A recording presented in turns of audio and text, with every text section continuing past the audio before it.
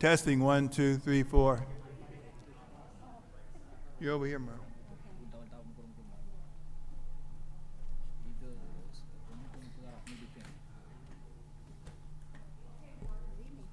Testing, 1, 2, 3, 4. Is it good? I'm here too. We good? Okay. Hey, Laura, how you doing? How you doing?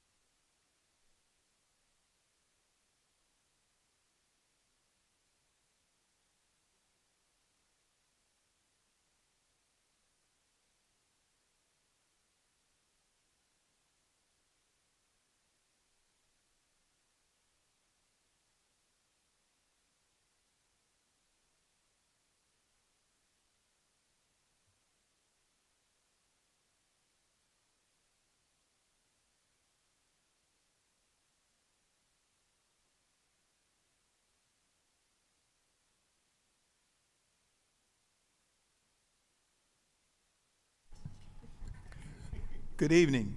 Welcome to the City of Warren Planning Commission meeting. Please stand for the Pledge of Allegiance. I pledge allegiance to the flag of the United States of America and to the republic for which it stands, one nation, under God, indivisible, with liberty and justice for all.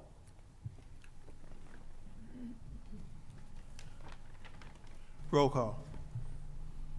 Commissioner Ansar? Yes, Get present. your mic on. Commissioner Ansar? Yes, present. Commissioner Ducey? Present. Commissioner Hadawadi? Present. Commissioner Hoag? Present. Commissioner Chowdhury? Commissioner Maury? Commissioner Bernecki present. Commissioner Smith? Present. Need a motion to excuse Commissioner Chowdhury and Commissioner Maury. Chair, I make a motion to excuse Commissioner Maury and Commissioner Chowdhury. Support Ducey. There's a motion by Commissioner Halawadi, supported by Mr. Ducey. All in favor? Aye. Aye. Any opposed? Motion for the approval of the agenda. I have a motion to amend the agenda. Mr. Chairman, I'll make a motion to amend the agenda to remove item 7F. Chair, I second that motion. That was a motion by Commissioner Ducey, supported by Commissioner Halawadi. Roll call, because we have to have a roll call on this amendment, amended. I don't have it. If you want it, Huh? have at it. We have to do roll call. Okay. Okay, I don't know the order, so. Commissioner Ansar? Yes.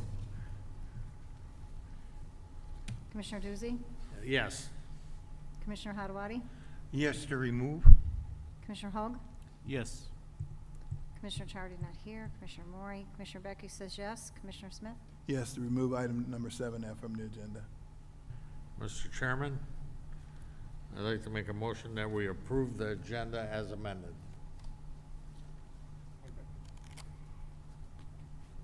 Do I have a second? I second. Mr. Roll calls on all That was a motion by Mr. Duzay, Commissioner Duzay, supported by Commissioner Halawadi, to amend the agenda to approve the agenda as amended. Yes. I can do all in favor on that, right? Oh, we also need to make an amendment on the agenda to appoint Commissioner Benecki as secretary, because our two secretaries are out tonight. So we need a motion to appoint her as secretary for this evening. You want to have that before the other one? Yeah, Well, then, fine. And Mr. Chairman, I'll make a motion that we approve Ms. Bernacki, Vice Chair Bernacki, as acting secretary for this meeting. I second that motion. I think she should second it. all in favor? Aye. Any opposed? Now we can go back to,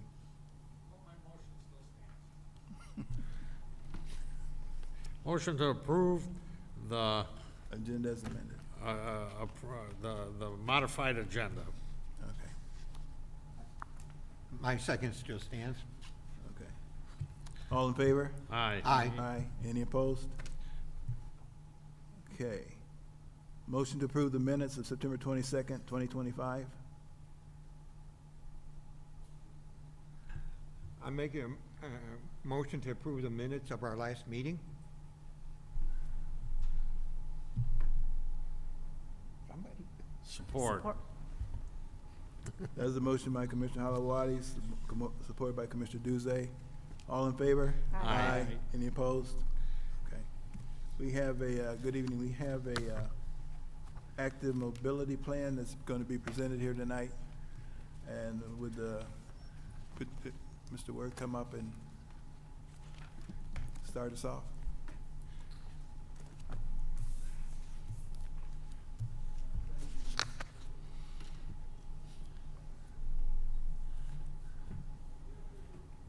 Thank you, Mr. Chair.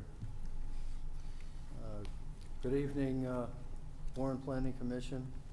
I am your director, Ron Worth. I am proud tonight to introduce the presentation of a new sub-plan of the City of Warren master plan that was approved in 2021. This sub-plan is called the Active Mobility Plan for the City of Warren. In 2024, the City Council approved the RFP and awarded it to the consulting group of the Greenway Collaborative and Fishbeck Consultants, and headlined by Norm Cox and Carolyn Prudhomme. The city staff included myself, Michelle Catapodis, and others. A steering committee included Mayor Laurie Stone and City Council President Angela Rogenzi, Planning Commissioner Syed Hoke, and several others. The term active mobility means it is a network of paths used by bicyclists, scooters, walkers, joggers, and those persons who utilize accessible vehicles and more.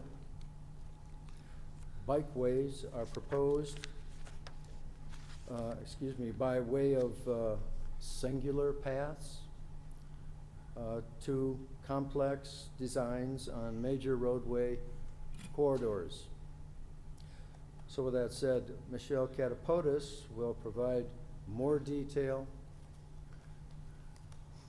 regarding the process that went into designing the citywide network. Norm Cox shall bring it all together and answer any and all questions that the public and the Planning Commission may have. Thank you. Thank you, Mr. Worth. Welcome, Ms. Catapodis. Thank you. Good evening, Planning Commission. My name is Michelle Catapodis, and I'm the Assistant Planning Director. And just to continue on what the Planning Director was saying, beginning at our first meeting that we had between city staff and the Greenway Collaborative back in May in 2024, we established bi-weekly check-ins that would take place with a small group of city staff that would help review and guide the progress of the document. And I just want to note that there was significant public outreach throughout the course of this project. And prior to any event, we would put posters and lawn signs at different city facilities such as City Hall, here at the community center, and the city libraries. The Warren water bill flyers were used to advertise project events and survey information. We also utilized the communication department to advertise on the city's website and social media. Additionally, a website was created that can be accessed through the planning department page or accessed directly at walkbike.info/Warren. And this website has been maintained by the Greenway Collaborative with the most up-to-date information throughout this entire process. Also, during the summer of 2024, during the online input phase, there were 220 surveys and 86 online map comments that were provided. And during the 2024-2025 online input phase, there were 225 surveys completed. On September 4th, 2025, the Greenway Collaborative completed the preliminary draft of the project and became available for review and comment online at the website I already mentioned. And a public hearing will take place on October 20th at our next planning meeting. This is pursuant to the Michigan Planning Enabling Act, which will meet the 42-day review period. And the Active Mobility Plan is a sub-plan to the 2021 Master Plan. But tonight, within this review period, Norm Cox, President of the Greenway Collaborative, will present the draft document to the Planning Commission and to the members of the public, and we'll have questions and answers after the presentation. So with that, I introduce Norm Cox to the microphone. Thank you. Good evening, You're sir. welcome. Thank you, Ron and Michelle, Chairman, Commissioners. Appreciate the opportunity to be here tonight. Do I just signal advance to you? Next one, please. This is a 178-page report, so we're obviously going to kind of just cover a few highlights this evening before we get into a question, some of the key takeaways. I think Ron and Michelle kind of covered how this plan came together, and I think the key thing to kind of reiterate, this was a community-driven process. Yes? I'm gonna just aim this up because I put it down when I was talking. Okay. Is this good volume for everyone? Okay. That's good. Thank you. No. Forward. I think Oh, okay. it needs to go a little forward. Okay, I'll do it this way then.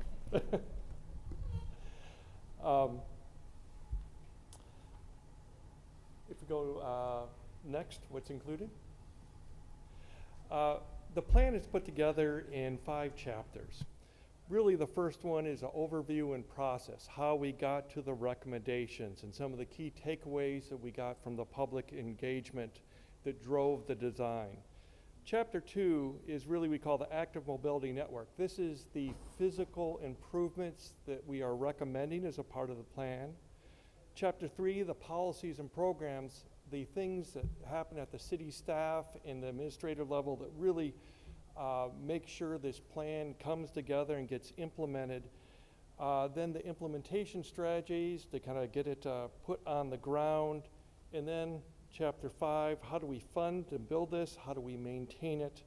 In the appendix, for those people who really want to get into the details on all the public engagement and all the detailed inventory analysis. Next, please.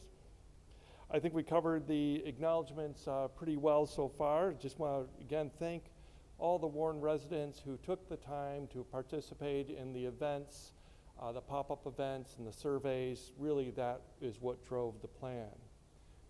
If we get to the purpose of this plan, it's really to focus on the high-impact achievable network. We want to highlight where to prioritize investments throughout the city, and then where we have some more detailed recommendations for key corridors that we see as serving as a catalyst, not just a proof of concept of what we're trying to do, but really help from an economic development standpoint, what's happening along these corridors. We also outlined the key policies and programs to support that implementation. So why this matters is what we heard from the residents is they really do want safer streets, better sidewalks, and more bicycle connections. We saw a lot of urgent safety concerns in our analysis we need to address. We also need to recognize that not everyone has access to an automobile at all times of their lives, or even, there's temporary or permanent ways that people do not have access to automobiles. So we want everyone to be able to move around the city with independence and dignity to get to their destinations. We want to support a healthy and affordable travel options. We want to get options or access to jobs, schools, and services, and really work to boost the local economy. And I think underlying all this is improve the quality of life for the community. So this is connected to a much larger vision. From the statewide Iron Bell, this is one of the key gaps that are still remaining in the bicycle element of the Iron Bell Trail. We're kind of fulfilling what is coming out in some COGS of their regional pedestrian and bicycle mobility plan, working with corridors like the 9 Mile that are happening improvement throughout the entire area. When we do this, this strengthens the eligibility for projects for federal and state grants. For the process and the input, I think the key element to say is this was an iterative process. We heard what people wanted. We came back to them and said, hey, we heard this. This is an idea of, do we interpret what you wanted correctly with a preliminary plan? And got some feedback from that, and then flushed out the plan. So this plan has come together over quite a long period of time, but we've been trying to move it one step forward, so there's really no big surprises at the end of this. We looked at the existing conditions. We did quite a detailed look at everything, and the only thing I'd just like to draw your attention to is if you look at the two maps on the right, those red blotches down the center lower, that's Van Dyke. Those are clusters of bicycle and pedestrian crashes that are kind of key and really building on what has been talked about with this group on the Van Dyke improvements. So when it comes to developing this active mobility network, like I said, we wanted to build on the regional connections like the Iron Bell Trail and the 9 Mile. We wanted to target local improvements along the half-mile roads in Red Run, half-mile roads where a lot of people currently are walking and biking around the city. We want to enhance the safety and accessibility and close the sidewalk gaps and really upgrade and improve some road crossings. We wanted to look at, for the major roads, how do they change character when they get rebuilt? And then how do we focus on a network that could be developed? Just to highlight a few of these with the Iron Bell Trail, this is building on an effort that happened a few years ago that we were involved with. But we heard a number of things from the public of specifically things they wanted to see along the ITC corridor as a part of the trail, different elements that would make them use this year-round and feel safe and comfortable. The Van Dyke corridor has been talked about quite a bit, but we wanted to give a vision of what that would look like with the current best practices for bicycle and pedestrian along the corridor. Again, this is working to enhance economic development along that corridor. And the same goes with 9 Mile. Looking at 9 Mile, which changes lane configurations and right-of-way quite frequently, how can we get a more consistent 3-lane road cross-section that would be safer for automobiles? And then how do we work in pedestrian and bicycle and transit improvements in the various different scenarios as far as available right-of-way? We look at this as key as a part of this entire 9 Mile initiative going across the entire region, and a way to really kind of foster economic development along that corridor. The half-mile roads, we looked at a number of different scenarios to improve these for pedestrian and bicycle travel. And I want to kind of use this point to say, we've outlined 3 areas and what ways you could get those on the different half-mile corridors. But this is a master plan. Before you would ever do anything on these half-mile corridors, you would meet with the local residents, lay out the different options, the pros and cons, and get their feedback. So while we had the feedback on the big plan, the next step is always going to have more public engagement. If we look at the Riverwalk, it's been a hope to try to improve that Riverwalk, so we've kind of built on what the city plans have been talking about and the bridges that are being proposed. And there's some things that could be done in the near term, while longer term looking to obtain easements to get that implemented. Sidewalk gaps were really based on a lot of looking at where crashes were, what people told us in the public meetings were key missing gaps to them, and said, okay, these areas are kind of highlighted in green are the areas we should be focusing on first to fix those gaps, and we've kind of gone through and listed all the key the key gaps. We did the same with the crosswalks and intersections of what existing signalized intersections need to be improved to make them safer. Where do we need some new mid-block crosswalks? We talked quite a bit about the best practices for getting pedestrians safely across the street. And I think a key underlying element of this entire proposal is not thinking about how do you cross a street in an August afternoon, but how are you crossing that street at 9 o'clock at night in February when it's dark, to make sure that people could get across the intersections and the crosswalks safely, and really kind of think about the most challenging times and plan for those appropriately. If we look at the major roads, really 9 Mile in Van Dyke, the south end of Van Dyke, are the only ones where we're looking at putting bicycle facilities kind of within what are the current curb lines with some type of separation. The other major roads, how do we expand what are often now 5-foot wide sidewalks and turn these into more multimodal routes along the roadways, in the road right away, and how, again, do we get people across the road safely, and how do we integrate that with transit stops? The core network says, okay, how do we take all these ideas, how do we link many of the key destinations around the city, and there is a variety of solutions. You could see those kind of colored lines there. It's not a solution everywhere, looking at everything from bike routes to some of the big ticket items like on 9 Mile and the Iron Bell, and some paint and post projects on the half mile. But trying to make a system where people can get around the community safely. We really want to make this a family-friendly way to get around the network. We talk a lot about policies. I think one of the key policies to highlight is the idea of an active transportation advisory committee that would have citizen representation along with departments and elected officials to say, okay, we're going to rebuild this road. This is what the plan calls for. How do we take this idea forward and work with the community and make sure it gets implemented?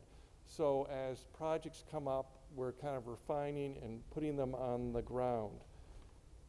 With the programs, we have spent a fair amount of time talking about an enhanced maintenance regimen from working on sidewalk evaluation and snow removal. Really, maintenance came up a lot in the public engagement. You have an incredibly extensive sidewalk system. So how do we go about in a systematic way taking care of that and maintaining it? For the active transportation amenities, we don't want just to put a sidewalk along the road. We want a pathway that has benches and trees and the type of amenities where people will feel not just safe, but comfortable and having an inviting space, in doing placemaking, if you will, along the corridors to make them more beautiful. And so how do we integrate those into projects? With safety, again, where are the policies that are going to make sure what we build are safe? And the metrics, when it comes to saying we build it, how do we evaluate this year by year? So 5 years from now, we could say, this worked, this needs some improvement, and this didn't work, and we need to kind of regroup and make sure that what we're doing is responding to both the safety needs and what the community is looking for. And then we get into how to implement this. For things like maintaining, repairing, and maintaining infrastructure, we divided things into near-term, mid-term, and long-term. These are our first pass of looking at what should be implemented first. And again, this is our first take. As the city staff moves forward with this, they'll probably refine and move things around, but trying to take what is a whole lot of work and break it into manageable chunks to make sure we're kind of continuing to make progress on this. So we did that, same for the safe street crossings, did them near, mid, and long term, the policies and program and metrics, spreading those over. How do we get that framework implemented? And then how are we doing the public spaces, the amenities? And then when we get to maintenance, we looked at some proactive ways of how are we doing maintenance every year, every couple years, every 5 years, 15 years. What are the things we need to kind of keep thinking about? And what are the things we need to think about seasonally? So we've outlined kind of a regiment to take care of what we're building, so it's continuing to serve the residents well. Funding strategies, we talked about some of the key funding sources that are available. And again, a plan that is a part of the community plan with public input is one of the key elements of a funding strategy, and these are the sources. And then we went through and provide some budget level estimates for the key elements in this plan, so as we go forward, we could begin to add up what they will cost and help frame the grant asks and such. And the last bit is the appendix. Again, if you really want to get into the details, there's tons of information of supporting how we got to the decisions we did. That's where all the documentation of the public input. So we're very careful. If we're going to ask a question, we want to make sure to document it, summarize it, and then respond to it. And this tells you what we heard. So I think Michelle covered the next steps in the final adoption quite well for those at home. If you do go to the website, there is you could download the report in its entirety, and you could provide some feedback on that. We haven't received a whole lot of feedback so far, but it's been positive what we have heard on this, but we really love to hear some more input on this. So with that, I will take any questions that you have or anyone else has. Thank you, sir. Does anyone have any questions?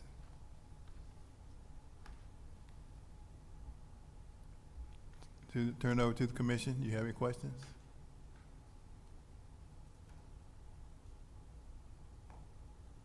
Commissioner Chair, I think if I may, I think this is a very good presentation. I see a lot of good things coming from it. I do see that if I understand, it's not short-term, but long-term, and it's take a while to implement everything. So I'm sure with the cooperation of all the departments of planning and the city council, I'm sure this could be implemented and to the safety of and benefit of all the citizens of Warren.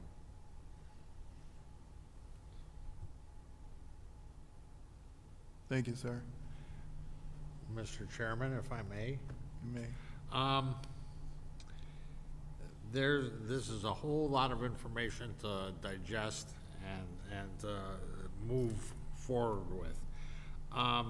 Question, there was, at one point in time, and this is within the last, I'd say maybe 10 years, that there was discussion about a corridor, a bicycle corridor from the Detroit Riverwalk all the way to 8 Mile and Van Dyke.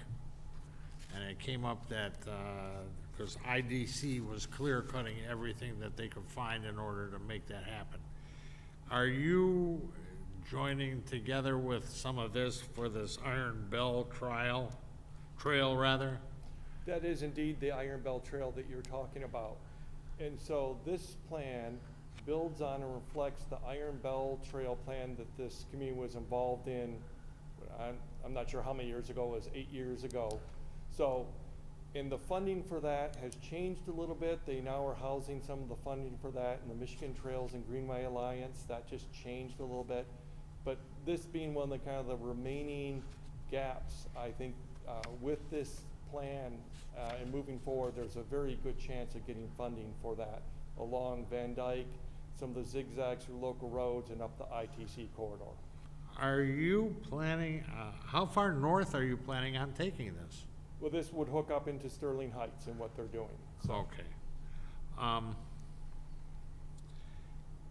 I remember quite a while ago that we got a lot of flack about the bicycle lanes and taking out auto lanes in order to facilitate having bicycle lanes on the side. I'm interested to see this directional thing, that one way on one side, the other way on the other side, but then you had one with both trails on one side of the road. How much of the roadway are you eating up with all this? So you're referring to 9 Mile, and that would have the two-way separated bike lane. And that would be working within the confines of where you have the existing curbs. Oh, okay, pulling up the illustration right now. One thing, we work with our engineer at Fishbeck to say, okay, how do we make this road, will this comfortably handle the traffic that is currently on it in a 3-lane configuration? And the traffic volumes say that it does. And one thing I will stress is, with a 4-lane to a 3-lane conversion, is considered by Federal Highway Administration a best practices and for reducing automobile crashes. So just the 3-lane conversion on its own is something you should be doing regardless if you do any pedestrian and bicycle improvements. It handles traffic much better and safer.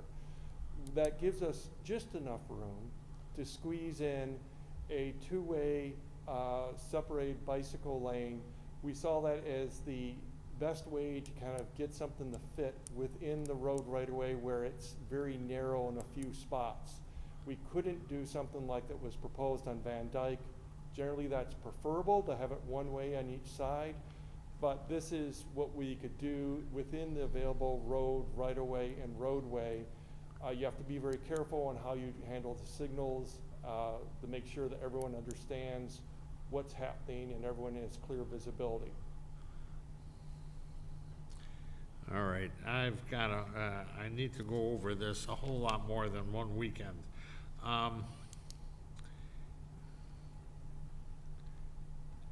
Last question, how much do you expect all this to cost? I do not have an estimate for the entire thing. That was unfortunately not part of our scope of work. Okay. But that's why we tried to focus on that core network of, this is what you could focus on right now. Some of these could be integrated into road resurfacing projects.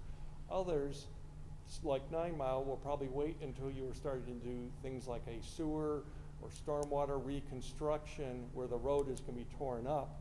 And then as it's put back together, putting in the bicycle and pedestrian improvements are really fairly incidental costs to a big project All right. like that. All right, well, I'm sure there will be more questions as this goes on. I'm looking forward to the meeting on the 20th. I hope we don't have too many things on the agenda, but I think it'd be interesting to hear other opinions on all this. Thank you, Mr. Chair. Thank you, sir. Anyone else like to speak? Good evening, sir. I think it's a very nice plan. I had a chance to go through it. Not deeply, but I had some concerns, which you did mention in your plan, of having some rest areas and some bicycle, or you could work on the bicycle areas and bathrooms, you know, where people would. I think signage is going to be a big deal for this mobility plan, because if you're putting in a roadway and somebody's walking or riding their bicycle and they want to go somewhere, you know, it'd be nice if you knew how far it was that you had to go to get to that point. The other thing is that even on the Riverwalk, you know, if you got some signage on the Riverwalk, you talked about having lighting in the different places, but this is all stuff that can be built in as it goes. Because, I mean, you can have the mobility and everything like that, but if you don't know where you're going, then you're trying to figure out where to turn for here. Like I noticed that they only picked out certain, like they picked out Fitzgerald Rec Center and Civic Center South, but they didn't say anything about Owen Jacks, which is another rec center, you know, and there were some of the libraries that they didn't mention either, you know, so if people want to know where a library's at or how to get to the library, you know, I think it has to be a little more detailed with signs, so if they go out and decide to take a walk, they have an idea which direction to go into. Agree wholeheartedly with the wayfinding, and I'll take a look at to make sure we had that clear enough. That core network you saw is not the only thing that you would be developing. That's kind of what's focusing on first. But getting to all the libraries and all the rec centers, eventually through wayfinding on the local roadway and the half-mile systems is something that we'd like to implement as well. So that was just the initial focus area. Right. I understood that, but I just wanted to kind of bring that point up. Agree with you completely. I think I want to recognize our Councilman Noonan. Good evening, sir. Oh, okay. I'm looking at the plan itself, and there's so much about traffic safety and about how many crashes there are. They're hotspot maps. But this plan is very good for decreasing the number of people injured and killed each year. And I was wondering if you could kind of pick out, maybe for us for a minute, some of the major things, reasons why traffic road diets are important. Recently, East Point failed to get a road diet for part of 9 Mile. And I think it was because of a lack of education. Thank you for letting me ask. Is it okay if he pulls out a couple ideas real quick, if he has them on the top of his head? Well, as long as we don't take all night. We've got No, maybe don't 3 to take all 5 night. minutes. 3 to 5 minutes I'm would be good. It's one of the key things. Okay. And if we don't present it right, you guys probably won't understand it well enough to pass it on to the community so Yes. that we can do what's right here. So thank you very much. That's true. I appreciate that, Councilman Noonan. I'll just very briefly cover things. We talked about the 4 to 3 lane conversion on 9 Mile, which is one of the only major mile roads we're talking about adjusting. The advantage of doing a conversion like that is not only for automobile safety, but then as a pedestrian, if you're crossing in the middle of the road at a mid-block crosswalk, you're crossing one roadway or one lane of travel going one direction at a time. So you look for a gap, you get into an island in the middle, and then you get to the other side. You would coordinate these with bus stops to make sure that people, as they get off the bus, could easily get across the road to the other side safely. Again, everything we're talking about here are based on proven safety countermeasures endorsed by the Federal Highway Administration. These are proven elements we're here, best practices, working with the American Association of State Highway Transportation Engineers, new bicycle and pedestrian guideline. And so when we talk about doing a particular element, we're not making this up. We're just trying to say, here's the problem, here's the best practice to solve those. And change is always difficult. 4 to 3 lane conversions, and we've worked on a number of them, always seem to be counterintuitive. What do you mean it's going to be better going from 4 lanes of traffic to 2 lanes in a center turn lane? How can that possibly work? It solves the people zigzagging, weaving in around traffic. It's easier to make left turns because you have clear visibility. There's a lot of science and proof behind things of that nature. And it's really important when you do get down to the corridor level and you're promoting this in the community and notifying all the businesses that we talk about the details of the science behind the recommendations. So leave it at that, but we're not making this stuff up. We're trying to implement the best safety practices that are out there right now. Thank you, sir. Another thing too about doing the road diet and reducing it down to 3 lanes is it slows the traffic down, so people coming through more and can look and they can see businesses and see they might want to stop at a business instead of flying through and trying to get to their destination. So, You listened to my talks before. well, thank you for the presentation. It's very informative. I did a very good job on it and everything like that. Thank you. I noticed that the other ex officio, Councilman McGee, is here. Good evening, dear. All right, very good. I thought it was a very good presentation. Yeah. So we're going to take this presentation and we're going to receive and file it and get it ready for the next meeting. So I need a motion to receive and file. Chair, I make a motion to receive and file. Support.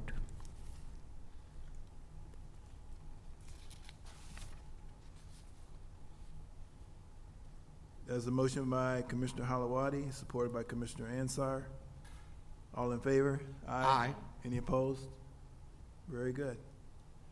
Item number 6A.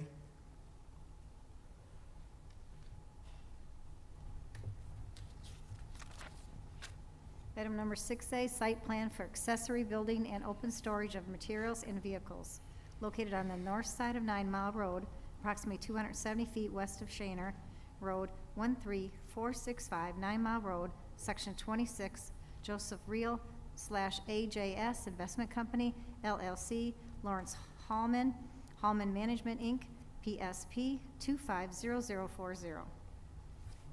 Thank you, Madam Secretary. Is the petitioner here this evening? Good evening, sir. You're going to tell us a little bit about your project? Yes, Lawrence Holman, 8401 Kennedy Circle, Unit 4, Warren, Michigan. We want to get approval for a construction storage yard in the back. We've gone through most of this. We're probably halfway through it, but we need surveys and a lot of stuff that's out of our control. Surveyors are 2 months out. New fencing, gates. We're over 50% complete, but we need more time to get this job completed. We've been in Warren for 54 years. Good reputation. We've been there for several years. We get along with all the neighbors. Everything seems to be good back there. Everybody's happy. Everybody gets along. We want to stay where we're at. We just need a little time, and I don't have any problem with any of these recommendations. We just need a little time to get it all done. Thank you, sir. Correspondence? Correspondence, text is current. Fire in regards to the site plan for 13465 9 Mile Road, the Warren Fire Department doesn't see any issues that may hamper our operations. AT&T does not foresee any issues with this proposal. Comcast has aerial facilities in the requested area but should not conflict with plans. Please refer to the attached map for the location of Comcast CATV/fiber facilities. Aerial cables are highlighted in orange for fiber, yellow for coax cable. Underground is highlighted in blue for fiber and green for coax cable. If we can be of further assistance, please feel free to contact us by email at cccutilityrEguests@teamsigma.com. DTE Electric Company has received and reviewed the site plan for accessory building and open storage of materials and vehicles. DTE Electric Company has no objections to the site plan for accessory building and open storage of materials and vehicles impacting the 13465 East 9 Mile Road, Warren, Section 26, per the site plan provided. If you have any questions, please do not hesitate to contact me at 586-783-1978. Thanks, Madam Secretary. Planning Department's recommendation?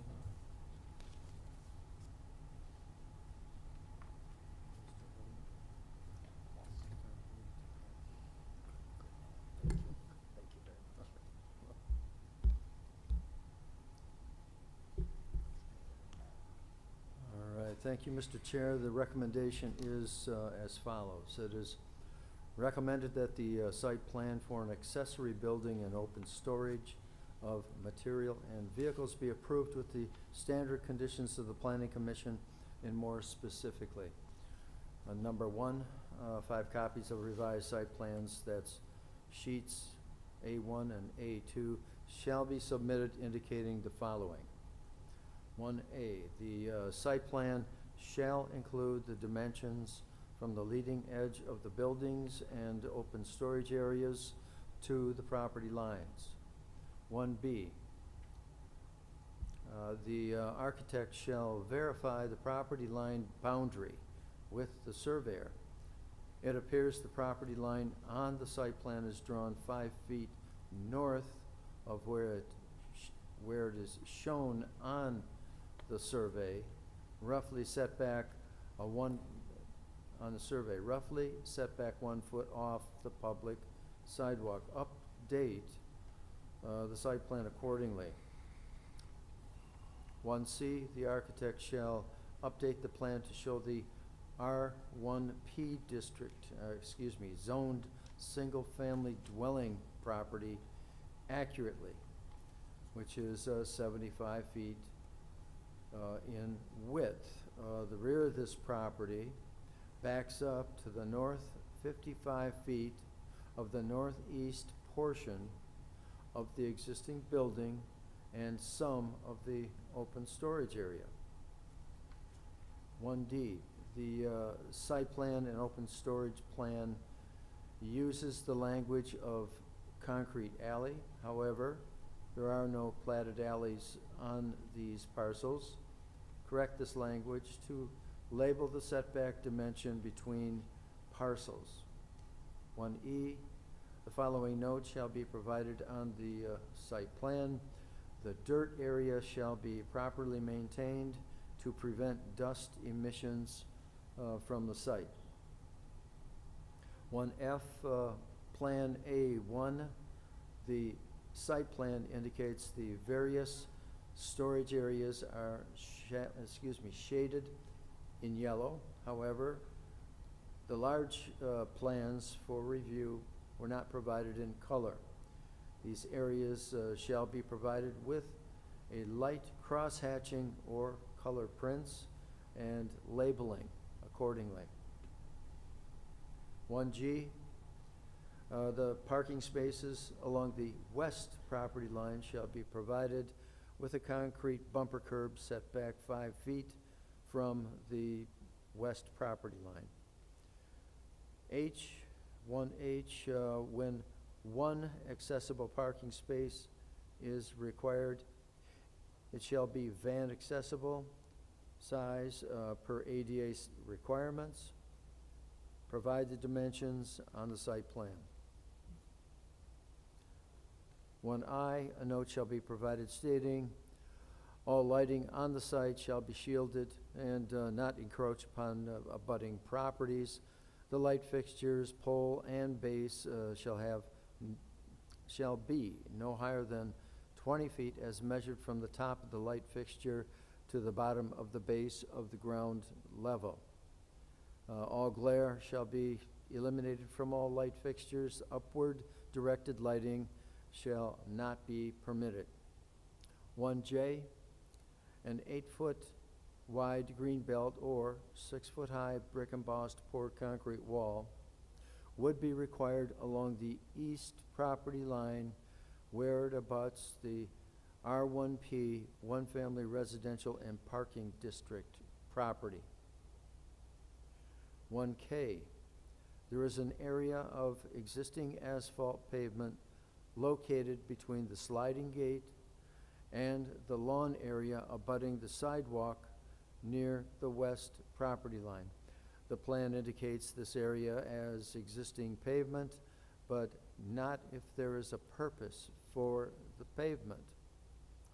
With this being within the front setback area, this area is required to be landscaped. Provide a new landscape island with one small tree with other small plantings, perennial type flowers in particular. Some recommended tree species include the eastern redbud, serviceberry, and dogwood. Some recommended perennial flowers include coneflowers, black-eyed Susans, and daylilies. 1L, 3 trees measuring 3-inch caliper in size shall be planted in the front setback areas, west of the west driveway, between the two driveways, and east of the east driveway.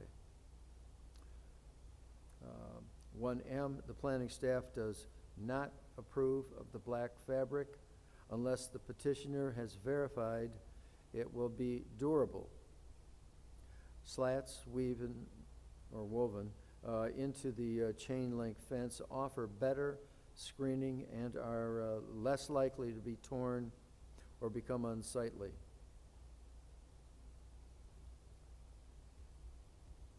One N, we're looking at history here. We had to revise our findings history-wise, so we changed the current status application under the letter D. And so I'll read it. On December 29th, 2023, Building Inspector Don Jarvis sent the property owner a violation letter for the accessory structure that indicated they must obtain a permit per section 105.1 of the Michigan Building and Residential Code. So in response to that, we have a note 1N, and this reads, per an inspection of the site, the accessory building is under construction. Since the building does not have a permit and is not complete, it is possible to remove the building and propose a location meeting the 20-foot side setback along the east property line. For industrial buildings, the standard is to provide a wainscot around the building ranging from 4 to 8 feet in height. Condition number 2, the Plan A2, the accessory structure and open storage area plan, shall be updated to include the total open storage area of the steel containers. These storage structures are part of the storage calculation. Planning staff in the review has identified 4 open storage areas on the plan, and this is A through D as follows. So A, the open storage area, Cap A, the storage containers located to the north and south of the accessory building. Planning staff calculated the area to be 2,206.75 square feet. B, open storage area, Cap B, the 3 concrete bins in the northwest corner of the property. Planning staff calculated the area to be 1,120 square feet. C, open storage area, Cap C, the 5 service vehicle trucks located along the west property line. Planning staff calculated the area to be 1,612 square feet. And D, the open storage area, Cap D, the irregularly shaped area containing the 5 Bobcats and 2 excavators north of the existing building. Planning staff calculated the area to be 2,113.46 square feet. Condition number 3, the following variances may need to be obtained from the Zoning Board of Appeals prior to the release of the site plan to the Building Division. And they are A, to retain an accessory building that was labeled shed encroachment into the side 20-foot wide setback east property line. The shed is located 5 feet to the east property line. 3B, to allow the storage container open storage encroachment into the side 20-foot wide setback, and that's the east property line.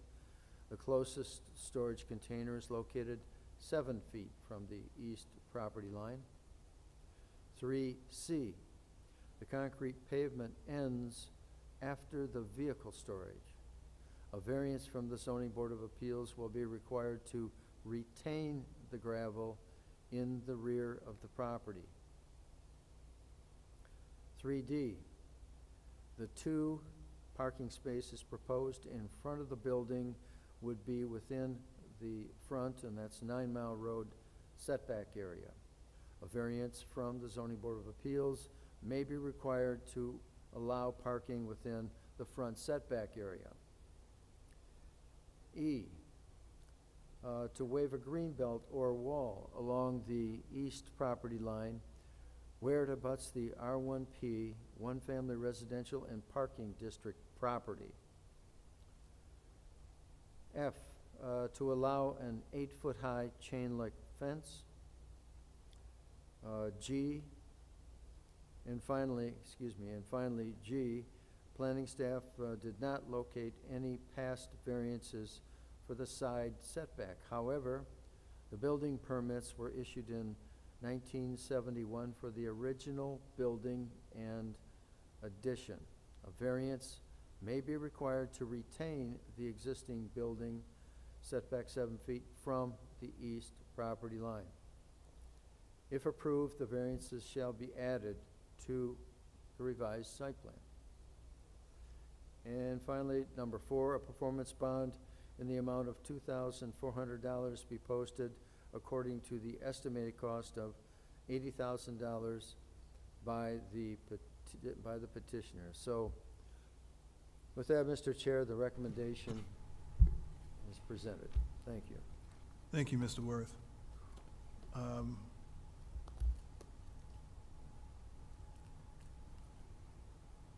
Before we get into the public hearing, there were 2 letters of correspondence. Huh? That's for B. 6B. Oh, okay. For the next, okay, very good. All right, this is a public hearing. Anybody like to speak on this item, please come forth. State your name and address for the record, and you'll have 3 minutes to speak.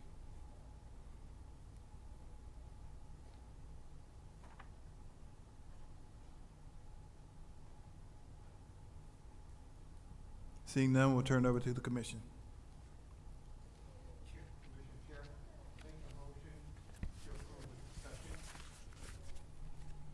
Mr. Chair, I support it. Mr. Chair?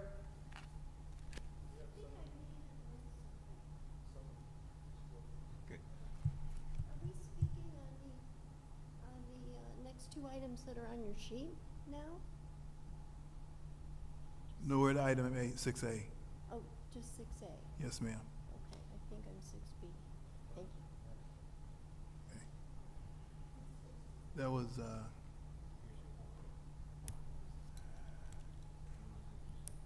it was a second. I can't believe this pencil. That was the Ansar, Commissioner Ansar. Who did second? Commissioner Hawk, okay. Okay. All right.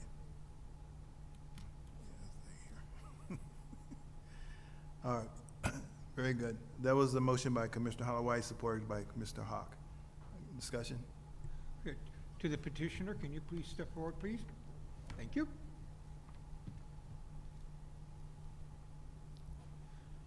Okay, thank you, sir. I know you've been a long-time resident, long time here in Warren, but just a couple quick questions. You stated in the beginning you have no problem, do you have any problems with any of these recommendations given by our planning department in completing them? No, we just need a little bit of time to get it all done. Yes, sir. That was gonna be my second part. How much more time you think you'll need?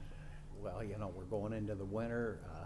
Like I said, a lot of this is people I have to retire, have to hire, and a lot of them are out, like a surveyors, they're out a month or 2.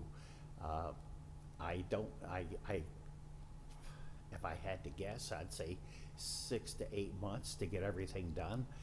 We're going into the winter. After that, we have frost laws. Things just don't happen quick anymore. If it was my company doing it, yes, I could do it right away, but a lot of this is stuff I can't do. I have to hire it done. Okay, understood. Thank you, sir. Thank you.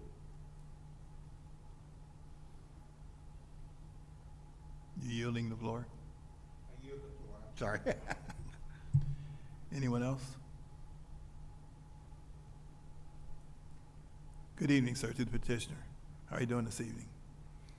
I was by and took a look at the site today, and a couple questions I had. On the accessory building, it's set into the side yard setback, which is not, so therefore you need a variance for it.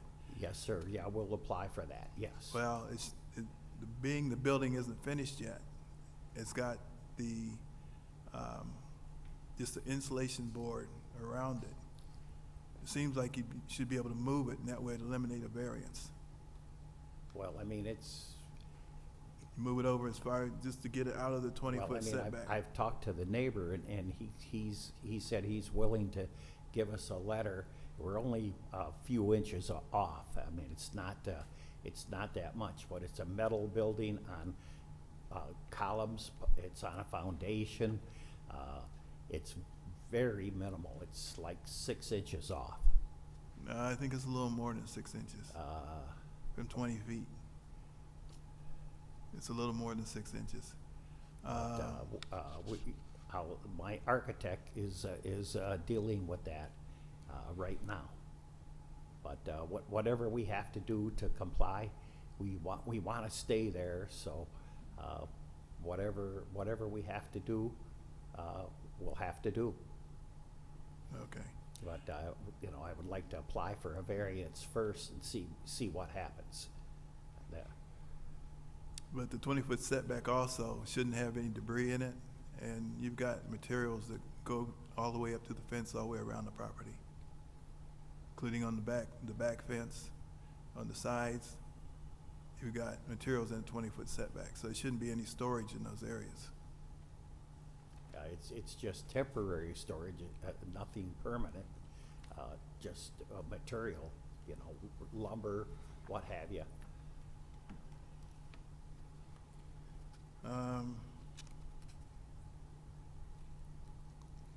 Another thing too, it's got an 8-foot fence with the black fabric on it. Yes. I looked at that. It doesn't go all the way through, but normally you only allow a 6-foot high fence. Did you get a permission to put an 8-foot fence up there? I can put an 8-foot if you want an 8-foot, yes. No, you have an 8-foot. Oh. Normally it's only a 6-foot. It's only 6 foot now? No, it's 8-foot. But normally we require, if you're gonna do a fence, it's like 6-foot high. Uh-oh. The one that's there now is 8-foot high. I can cut it down to 6. That's not a problem. Not a problem at all. That's an easy fix. All right, sir. The neighbor next door, I mean, it's a girl, he wanted it at 8 foot. Okay. So, I mean, but if it's an issue, I can make it 6. That's not a problem. But he'll submit a letter. He wanted it at 8 foot. He put it up. He put it up to get his occupancy permit. Okay. I'm just concerned about all the debris in the 20-foot setback area, and also the storage building, the accessory building being in the 20-foot setback area. Because it's not finished, it'll be some work to move it, but it's not, you don't have any brick or anything on it yet. Oh, So- no, So it would be we were easier to gonna move put, it now than have to move it later. Yeah, we were gonna put siding on it when we're done. I've already bought the siding. I just wanna make sure we can use it before we do that. That's all. But we plan on complying on everything. Okay, it is a lot of variances. I'd almost like to suggest postponing it, but if you feel that you can get the variances through zoning, Well, I just- feel it's worth a shot. No way of knowing, but I think it's worth trying. all right, sir. All right, sir, very good. Thank you. There's a motion by Commissioner Halawadi, supported by Commissioner Hawk, Roll call. Commissioner Hadawadi? Put your mic on. Yes? Commissioner Hadawadi? Yes. Yes. Commissioner Holg? Yes. Commissioner Answer? Yes. Commissioner Doozy? Yes. Commissioner Benecki says yes. Commissioner Smith? Yes to approve with the amendment that the planning commission added on the, I think it was number N. N. He added to the recommendation.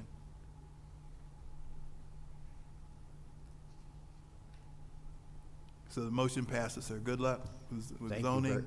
Thank you Like I very said, I much. hope it works for you. If it doesn't, then I guess we'll be seeing you again. Thank you very much. Appreciate it. Thank you. Have a good evening. Item number 6B.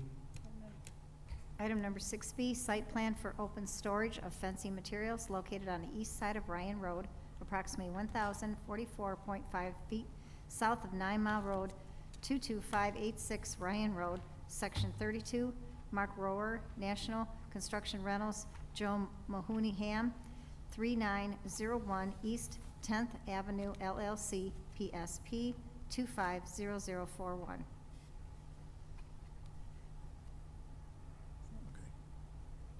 Good evening. Is the petitioner here this evening? Yes. I forgot to say motion passes on the last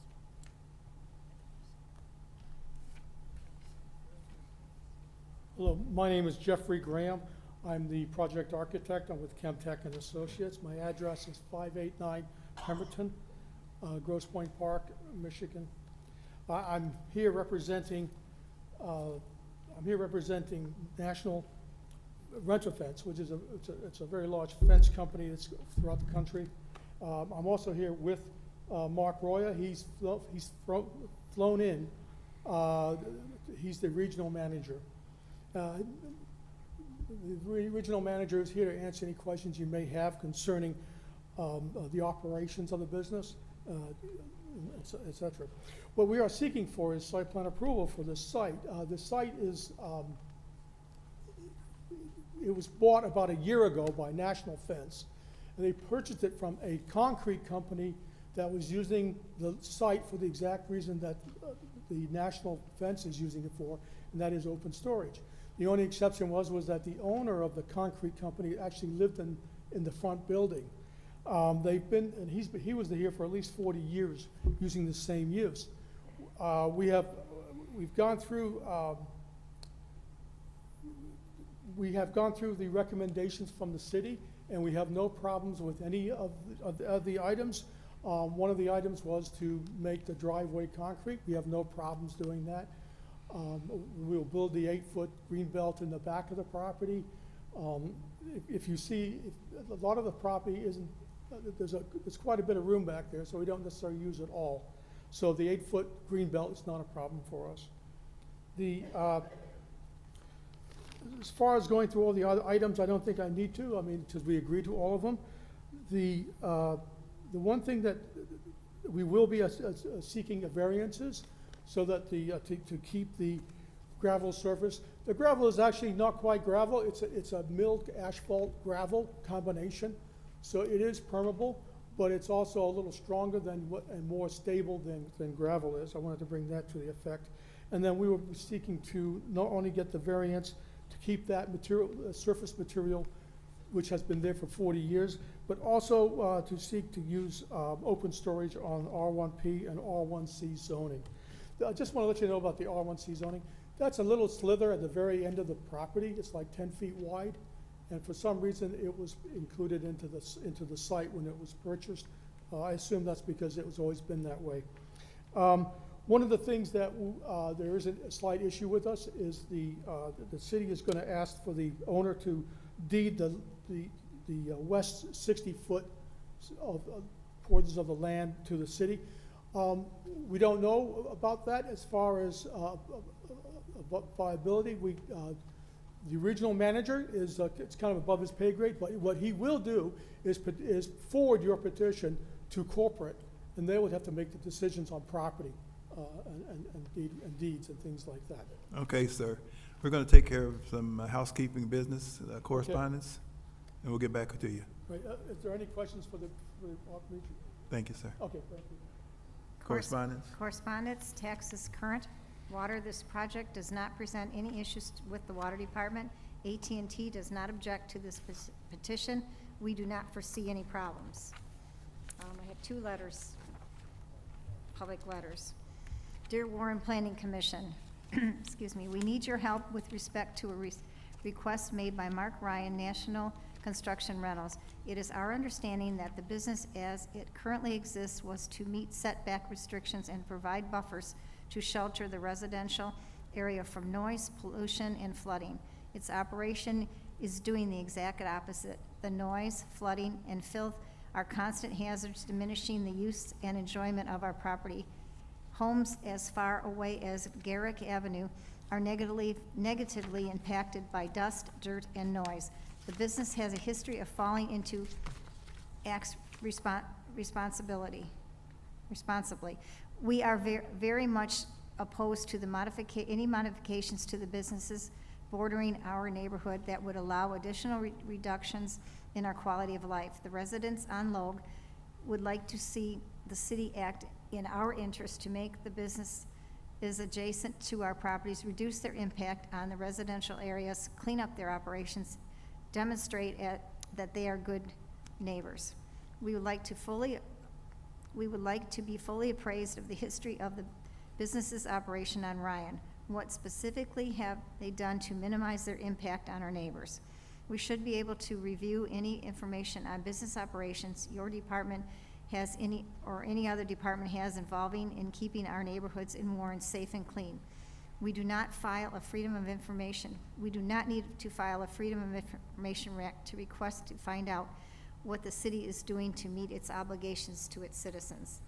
Additionally, could you get us a copy of a variance granted back in the early 90s, the one where the previous owners were granted a variance contingent upon building the brick wall behind our homes, maintaining a green belt buffer, and keeping their equipment 50-70 feet from our property lines. The large swatch of the green belt that has been destroyed, forcing many neighbors to look at sky-high mounds of construction material and equipment. It's like living next to a garbage dump. The yards, garages, and patios on the west side have been flooded worse than ever. The construction equipment is not being kept away from our property lines as required. We are sorry it's come to this, but the business is not acting responsibly and with what is allowed to do now. Granting an additional permission for storage or operation would be very unfair to many families affected in this neighborhood. And there's about 50 signatures signed on this letter. The second letter, to whom it may concern. My name is Muhammad Quanum, and I live at the address of 22305 Logue Avenue, Warren, Michigan, 48091. I write this letter to you today regarding an ongoing concern that has quite frankly impacted my quality of life. I was recently hospitalized for nearly 2 weeks for a health issue. As part of my recovery plan and treatment, I was encouraged to rest and rehabilitate at home after being discharged from the hospital. I try to be a courteous neighbor, but I have noted ongoing construction and loud noise at unpredictable times of the day at the location behind my home.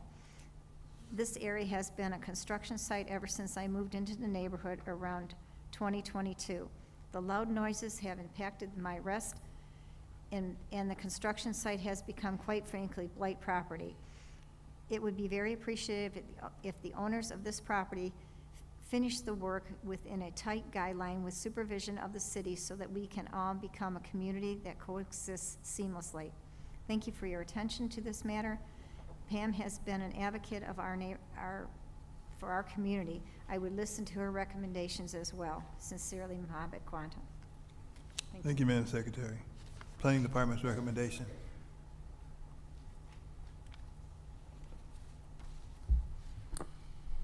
It is recommended that the site plan for open storage of fencing materials be approved with the standard conditions of the Planning Commission, and more specifically, number 1, 5 copies of revised site plans that sheet ASP.1 shall be submitted indicating the following.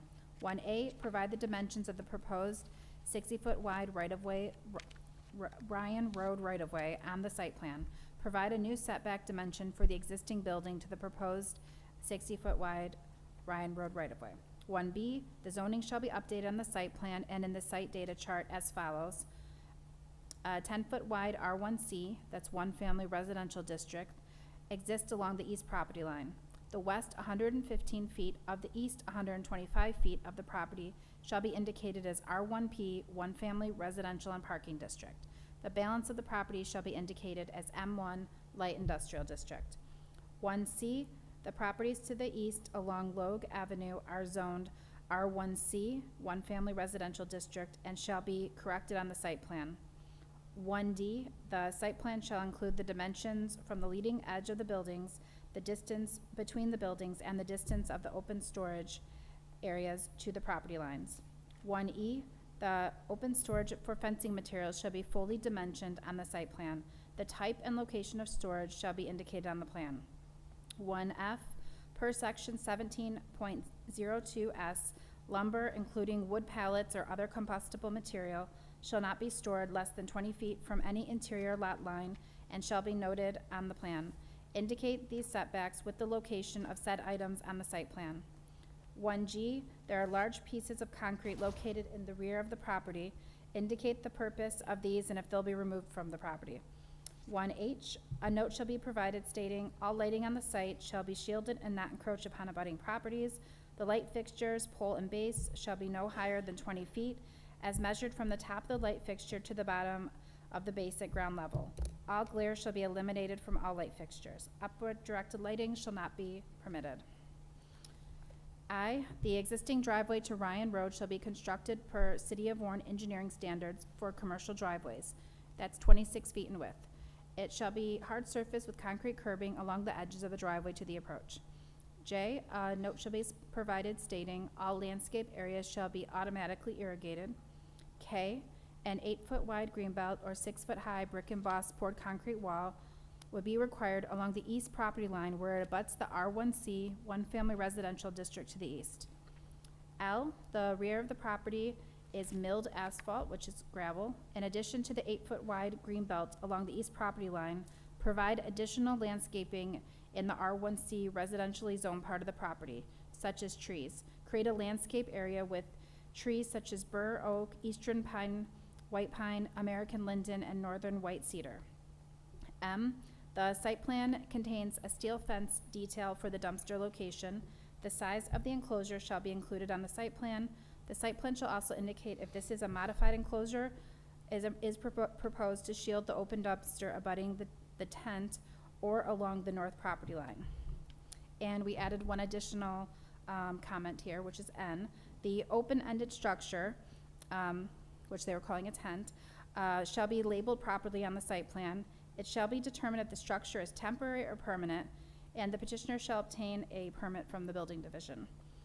Number 2, the following variances may need to be obtained from the Zoning Board of Appeals prior to the release of the site plan to the building division. And 2A is to retain the gravel in the rear of the property. 2B, to permit open storage on the gravel surface. 2C, the rear 125 feet of the property is zoned R1P and R1C. This area cannot be used for open storage without a use variance from the Zoning Board of Appeals. And then one additional variance would be D, and that's to exceed the maximum allowable amount of open storage. That amount is based on a calculation. It's 50% of the primary structure, and the primary structure is 890 square feet in this case.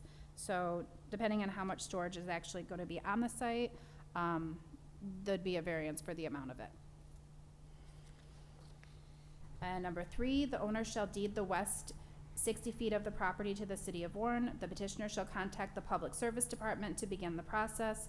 Copies of the submittal shall be provided to the Planning Department.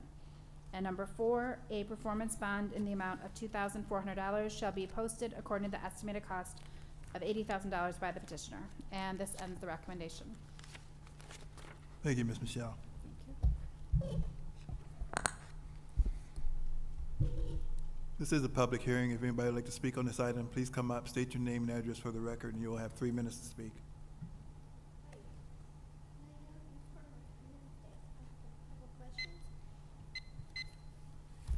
Can I ask a couple questions with part of my minutes here? did I understand it correctly? They are to put in an 8-foot green belt behind our properties? And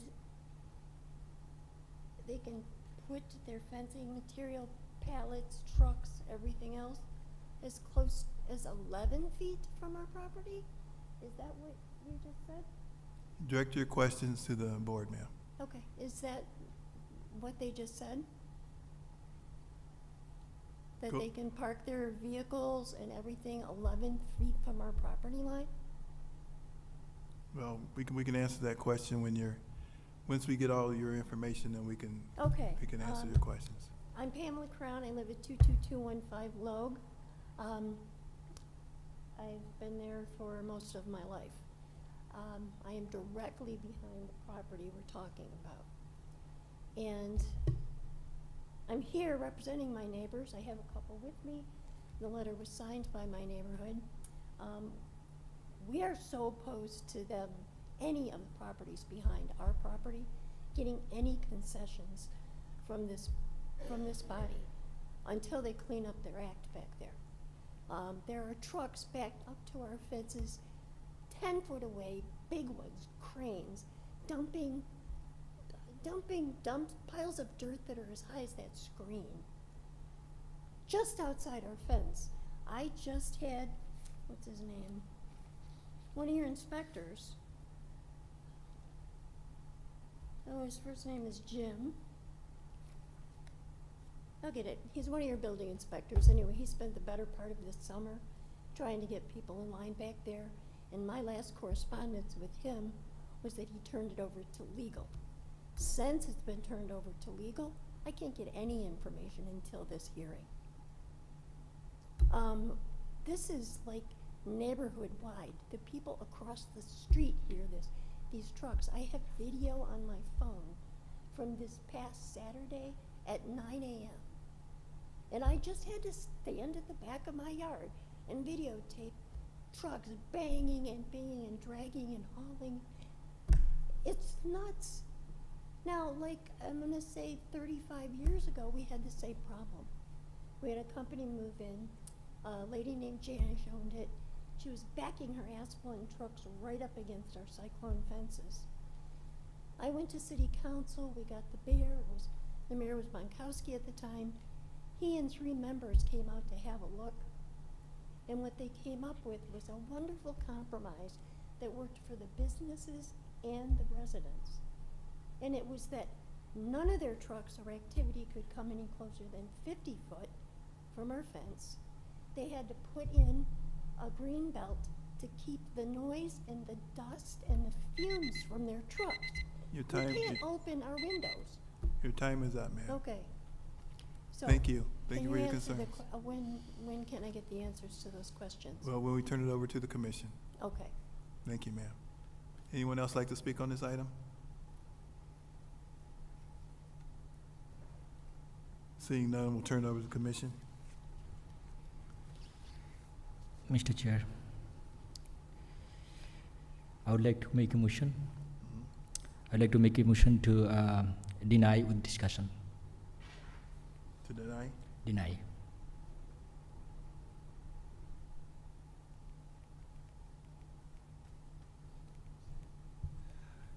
Mr. Chair, I second that motion to deny with discussion. Not at this time, sir. We're turning it over to the commission.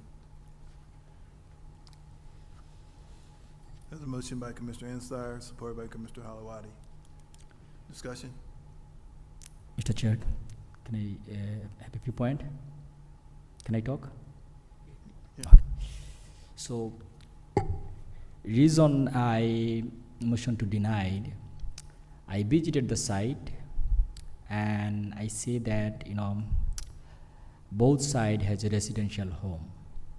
And I personally think in between the residential home, open storage, it will have a negative impact on neighborhood. And as the residents already, she complained, so I think it's a valid that next to the both side has a residential home, and if there is a open storage, it's not a good thing for the neighborhood.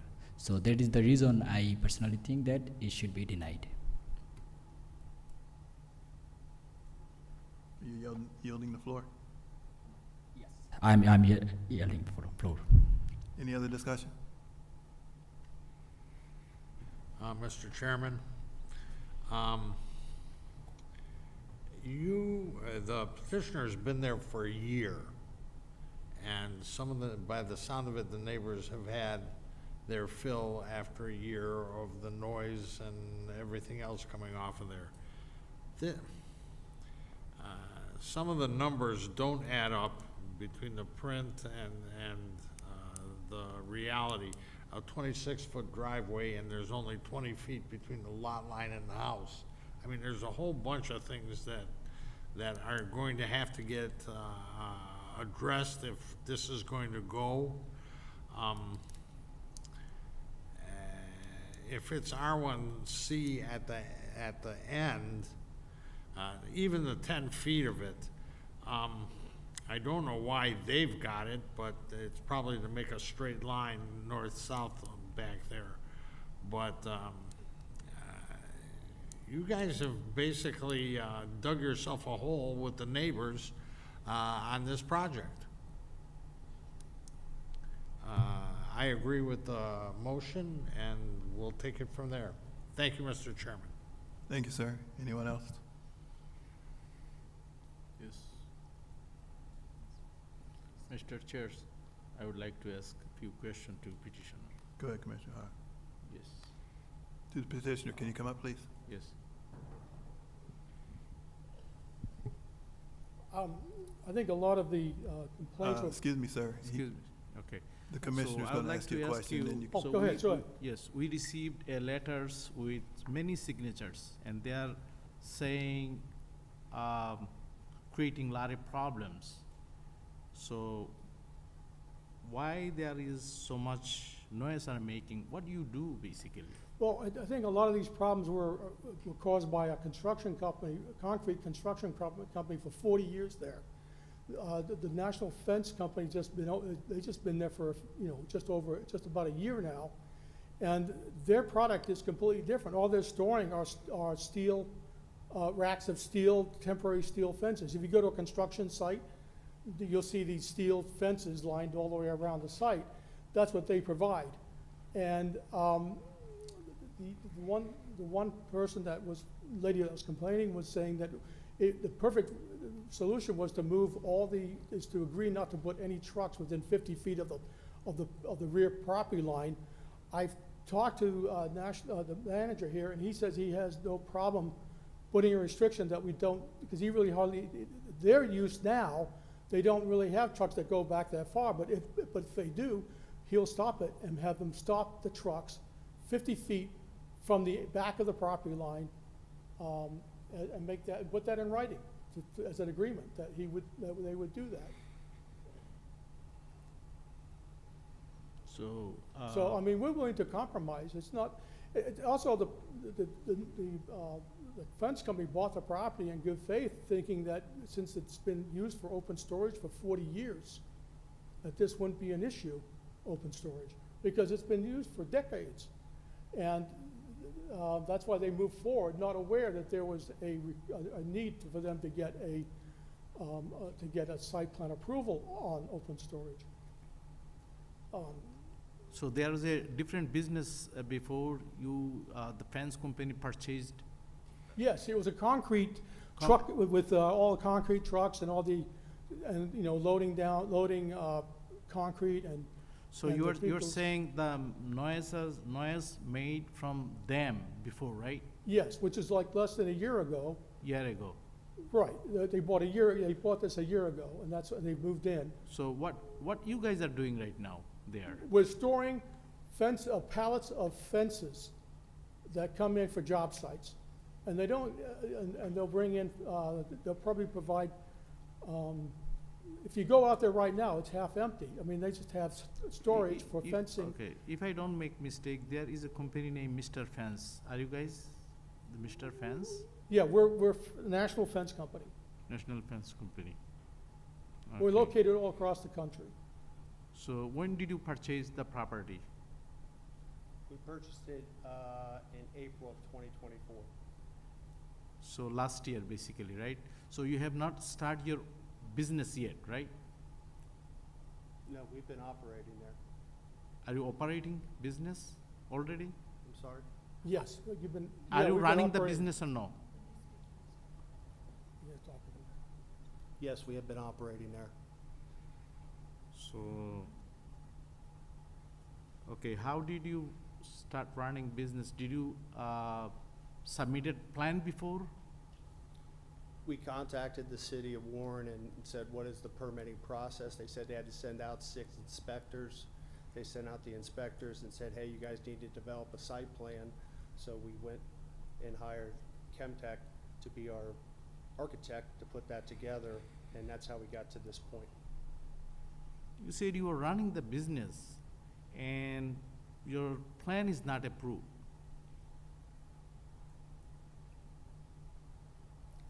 We were under the assumption, sir, that you know, the previous owner was doing the same type of open storage. For 40 years. So basically, like you're trying to saying like the noise is not making from you guys. I'm saying we're willing to work with any of our neighbors. We want to be a good community partner. I had not heard any. So how long the place is inactive? Like there is no activities there for how long? I'm sorry, sir, I didn't understand. How long it was like no business there? Without Was it- business, was it ever the vacant? place was I don't think it was vacant. The gentleman who we purchased it from was still running his business when we. business was purchased it. running, right? Yes. Was running business. So and you guys purchased it, okay, turning to a fence company. Okay. Thank you. This is my question. I just wanted to know.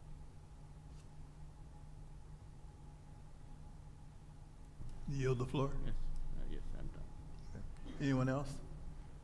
Mr. Chairman, one more question, if I may.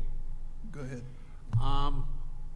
What have you got to say to the neighbors that are here complaining about what you're doing and how to get out of the situation that they are in and that you are in? Sure, absolutely. As I said, we want to be a good community partner. I had not heard any of these complaints in the year we've been operating there. We're more than willing to work with them to try and, you know, make sure we take care of it. You know, we're a national company. We have facilities across the United States. I run 7 of them based out of the Ohio and Michigan area. And more than willing to do what we need to do to make sure that their complaints are addressed. And if that 50-foot setback from that east side of the property would help, be more than willing to do that. Mr. Chairman, would it make sense to postpone this for about 4 weeks minimum so that they can get together with the neighbors and either council people or somebody from the planning commission to be at this meeting to make sure that they do what they're saying they're going to do versus just knocking it down? Well, the Mr. maker Chair. of the motion was Mr. Chair, answering. may I comment? May I comment? Yes. Okay. My colleague does requesting for postpone, but concern is there. The east side of the property is residential, also west side of the property residential. So both sides has residential already. There is no way, you know, you cannot solve it. The noise, when is you know, if we approve it or postpone it later on, and then if we approve it, noise always will be there. The next east side also residence, west side also residence. I visited the site. I saw there is a very small, it's a house, like look like it's a house there. So I personally think, we should not go for it, because there is no way, you cannot, they cannot go without noise. And there's east side and west side, both residents, they have to sell this house and turn it into the same, industrial, or they have to suffer what they're going through. Yes, That's a fair comment, but, Oh, hold it. Mr. You- Mr. Thank you. Chairman, Hold it, Oh, hold it, hold it, hold it. Did you yield the floor? you Okay. did. I did. Commissioner Duze. Okay, I have a Commissioner Hart, question to hold 1 second. Mr. Commissioner Duze went first, and then you can go second. I'm done with my comments, Mr. Chair. Okay, now you can Okay. go. Thank you. We have to have a little order here. Thank you, Mr. Chairman, to give me an opportunity. Okay, I have a question. Did we receive any complaint before when the construction company was running there? Because it seems to me most of the noise was making by the construction company. I have not personally received any complaints from any of the neighbors. There was no complaint before, right? And the fence company has not started their business yet, right? You have not started your operation yet, Yes, we have operated. Yes, our business is operating there. operating. Okay, are they hearing any noise from your operation? Did any neighbor come up and This talk is to you guys? This is the first that I have heard that there is any type of negative reaction to us being there in the last year. Because fence company and the construction company, mostly they are handling their concrete, steel, right, is noisy. But the fence company, so you don't manufacturing any fence there, right? No, You were just bringing the fence, right, ready fence and storing. store it there and Storage go out there, to yeah. construction sites with it. So I think it is more like environmental, friendly than the construction company. The fence is not, this is a solid material, so they are not manufacturing anything here, and they are just storing. So I think we can reconsider, their things. This is my opinion. Yeah. Okay, you yield the floor? Pardon? Are you yielding the floor? Yes. Okay, does anyone else want to speak? Commissioner Chair, just one quick question to petitioner. I don't think it's been asked. What are your hours of operation? When do your trucks start in the morning, and what's the latest your trucks will come in the morning? I mean, in the evening, I should say. Our people are on site at 6 a.m. We usually are out by 7:30, and then we're usually done by 2:30, 3 o'clock in the afternoon. And that's the time that trucks will be coming in to be unloaded with their fencing material. Trucks would be being loaded in that 6:45 to 7:30 range in the morning. Okay, because it's not late at night, 9, 10 o'clock. No. Even for me, 9, 10 o'clock would be late with a lot of noise. That would disturb me We and my wife. basically have 2 forklifts and 3 trucks. Oh, is that all? That's it. I yield the floor. Thank you, sir. Anyone else? Good evening, sir. I was by there today and I looked at everything. And I saw where the fence in the back needed some repairs. And I know that one construction fence you've got on the side is supposed to be taken down and a wooden fence is supposed to be put up there. I talked to the one guy who's running the high-low about the shed on the side. It's like the kind that they build when you're gonna put salt in it, and you gotta put the salt in there just to protect the salt. It's just like a round canopy with like a cloth covering on it.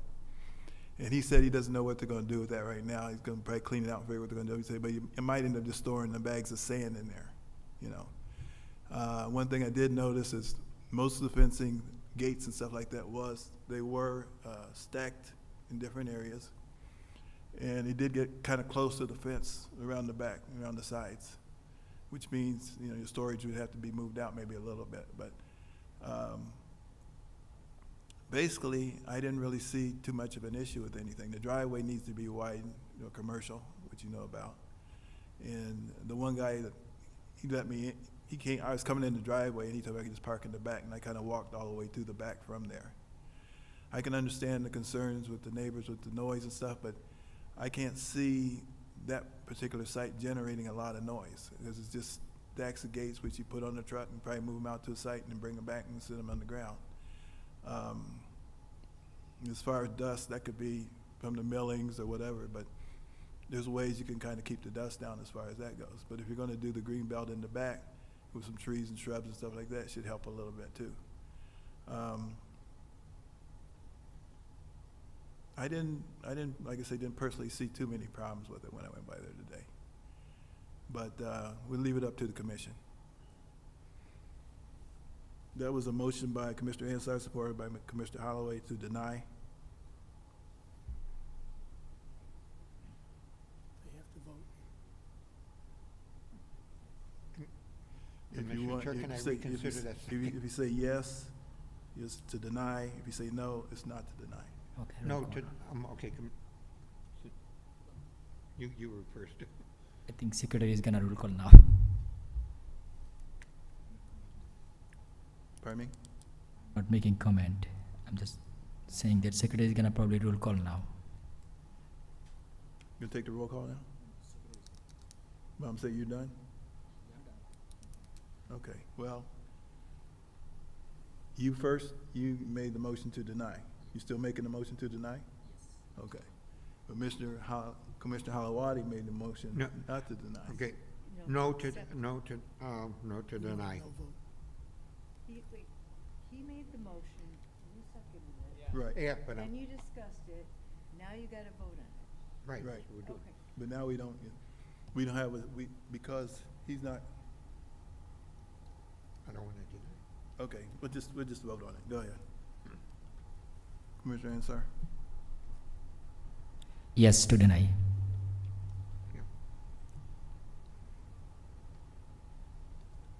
Commissioner Ducey? Oh, don't I go next? Commissioner Halawadi, go. Excuse me, Mr. Hadawadi? Thank you. No to deny. Commissioner Ducey? No to deny. Commissioner Hope? Sorry, not to deny. As long as they are meeting the recommendation, I say okay. Commissioner Benecki says no to deny. Commissioner Smith? No to deny. So the deny did not pass. So we need a motion to approve. Mr. Chairman, I'd like to actually make a motion to postpone. I think it's a good idea. I think the folks here and the neighbors really have to get together and talk this out. So I'd like to make a motion to postpone this for a month until after a meeting between the petitioner and the neighbors. Thank you, Mr. Chairman. Do I have a second on that? I support it. Do we have a motion by Commissioner Tuesday, supported by Commissioner Ansar to postpone it? No, this is me, Huh? Saeed Haq. Oh, Mr. Hawk? Okay. You guys, I can't hear you close. Okay, so that was motion by Commissioner Tuesday, supported by Commissioner Hawk to postpone it? Roll call. Commissioner Ducey? Yes to postpone. Commissioner Hope? Yes, Commissioner Hadawadi? Yes to postpone. Commissioner Ansar? Yes to postpone. Commissioner Benecki says yes to postpone. Commissioner Smith? Yes to postpone, just to give them some time to get with the neighbors and try to adjust some of their concerns. Thank you very much. Thank you. So, hold it, we have to, what do we have, do we,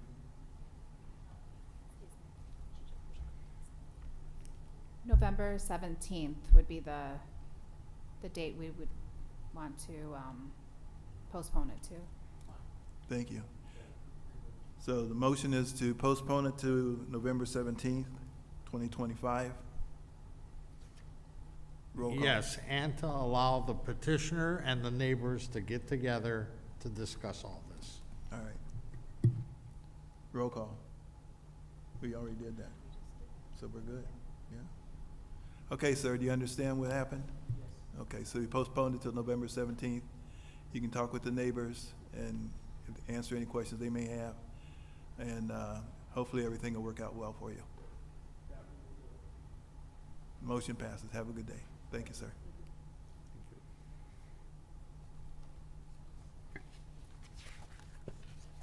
Item number 7, correspondence.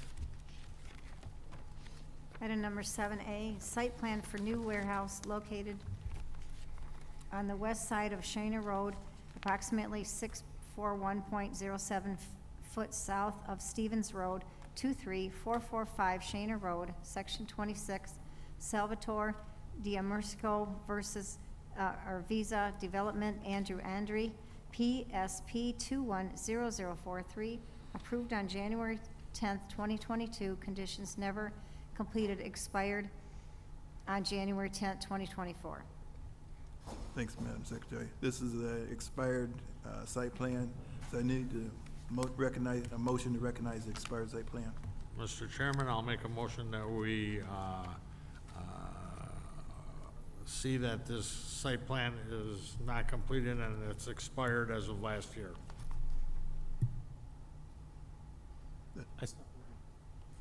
I support it, Mr. Chairman. There's a motion by Commissioner Duce, supported by Commissioner Hawk, to recognize this expired site plan. All in favor? Aye. Aye. Any opposed? Item number 7B.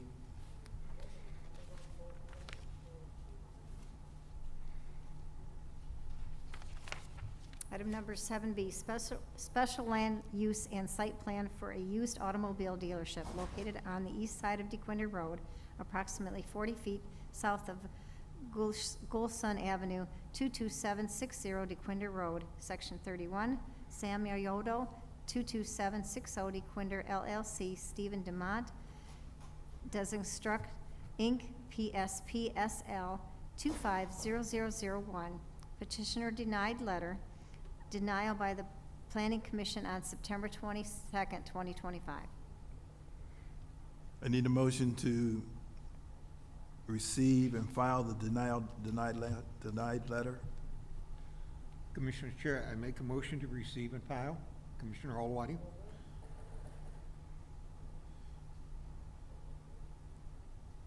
I support it.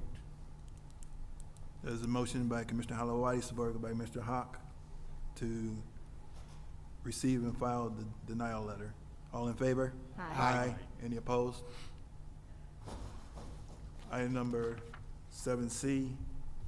Special site plan for community center, a multi-use facility to include community, social, and religious activities located on the south side of 14 Mile Road, 128 feet west of Dowland Street, 2870 14 Mile Road, Section 6.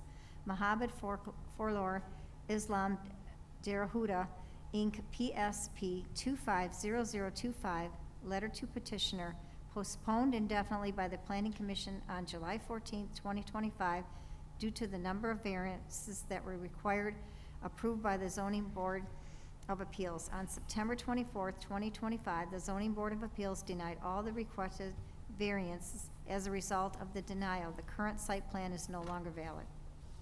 Thanks, Madam Secretary. Need a motion to receive and file the denial from the Zoning Board of Appeals on this project. Mr. Chairman, I'll make a motion that we receive and file the letter signifying the denial of the site plan. Commissioner Chair, I second the motion. There's a motion from Commissioner Duce, supported by Commissioner Halawadi, to receive and file the denial from the Zoning Board of Appeals on this project. All in favor? Aye. Aye. Any opposed? Item number 7D. 2026 Planning Commission meeting schedule approved on September 22nd, 2025. Need a motion to approve? Commissioner Chair, I'm making a motion to approve our new schedule for next year. Support. There's a motion by Mr. Halawadi. Support by answer. Commissioner Halawadi, supported by Commissioner Ansar. Any discussion on that? No? Okay. Item number 7E. Oh, all in favor? Sorry. Aye. Aye. Any opposed? Item number 7E. 7E, letter to the Zoning Board of Appeals requesting the annual joint meeting with the Planning Commission. I need a motion to receive and file. We haven't heard anything from zoning yet on this, so a motion to receive and file the letter. Mr. Chairman, I'll make a motion that we receive and file this, and I hope it happens because I think this is very important for not only this body, but Zoning Board of Appeals and the city. Mr. Chair, I'm supporting. There's a motion by Commissioner Duzay, supported by Commissioner Ansar. All in favor? Aye. Aye. Any opposed? No. Number 8, old business, not seeing none. Number 9, bond release, 9A. Chair. I think, we have another item here. Can I talk about it? Pardon me? F. Yeah. We did that in the beginning. Beginning, it got removed. Got removed from the agenda. Yeah, F was removed? yeah. Yes. Yeah. Yes, that was at the beginning of the meeting. When we approved the agenda. Okay. Yeah. So item 9A. Item 9A, site plan for new retail center and restaurant located on the northwest corner of 13 Mile Road and Mound Roads, 5843 13 Mile Road, Section 5, Nicholas Shango, PSP 210025, approved on July 12, 2021. Surety bond posted in the amount of $66,000. Project completed, release the bond. Need a motion to release the bond? Mr. Chair, I bring motion to release the bond. I'll support his motion. There's a motion by Commissioner Hawk, supported by Commissioner Duzay. All in favor to release Aye. the bond? Aye. Aye. Aye. Any opposed? Aye. Okay. Item number 9B. 9B, site plan for new warehouse located on the west side of Shaner Road, approximately 641.07 feet south of Stevens Road, 23445 Shaner Road, Section 26. Salvador Da Vinci Visa Development, Andy, PSP 210043, approved on January 10th, 2021. Surety bond posted in the amount of $10,500. Conditions never completed, expired on January 10th, 2024. Release the bond. Need a motion to release the bond of $10,500. Commissioner Chair, I make a motion to release the bond. Commissioner Holowati?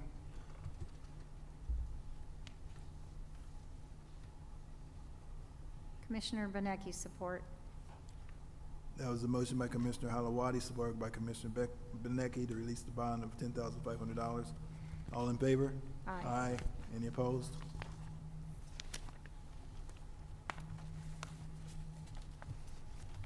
Item number 10, new business, seeing none.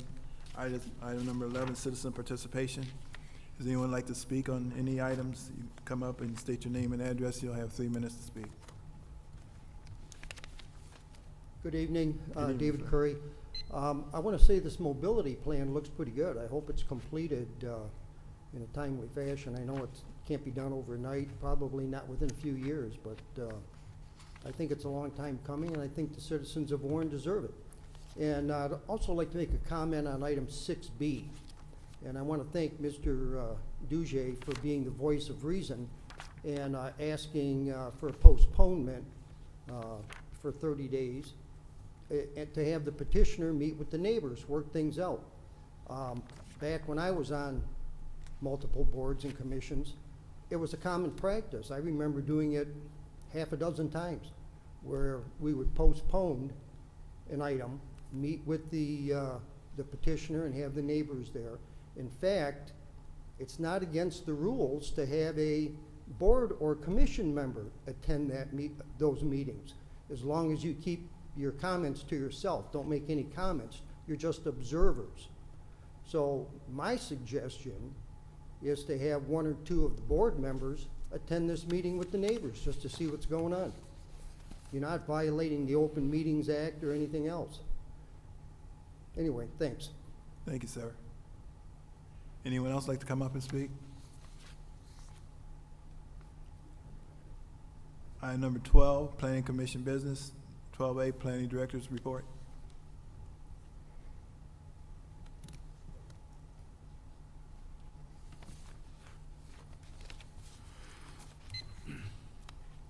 Give him 3 minutes. Good evening, Mr. Chair. Let me get back to the end here. All right. It's a rather short report. I had a week off, so it's only a few items. If some people have ever heard of Fred's Unique Furniture Place on 8 Mile Road, we had a meeting with him regarding his site. He had expanded his site from where it exists on 8 Mile to the west and to the north, and apparently the zoning section caught up with him on some various violations. So we had a meeting with him to discuss site plan approval and somewhat straighten out everything that he's done there. So, and that was on the 22nd, September 22nd.